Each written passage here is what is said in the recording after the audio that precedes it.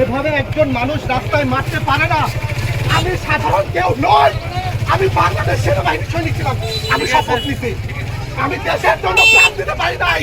আজকে প্রাণ ধরাই জীবনের জন্য জীবন দেবো, এই জীবন আমি শেষ করে দেবো। কিন্তু প্রাণ ধরাই কোনো দুর্নীতি আমি রাখবো না। আমি প্রাণ ধরাই কোনো দুর্নীতি রাখবো না। ভাবতে কেন আমাকে তোমাকে আমি শেষ করে দেবো।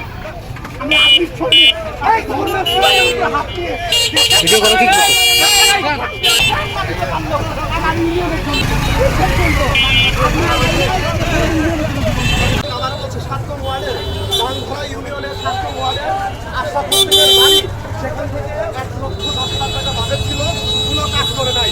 সেটা আমি প্রকাশ করতে দেখেছি গণসম্মুখে। এই বাজারের মধ্যে সরাসরি আমাকে দেখতে পেরে কি করছে, এর বিচার কি অনুসার কিভাবে করবে না করবে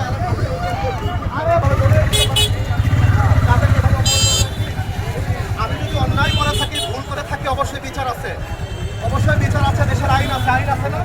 আইন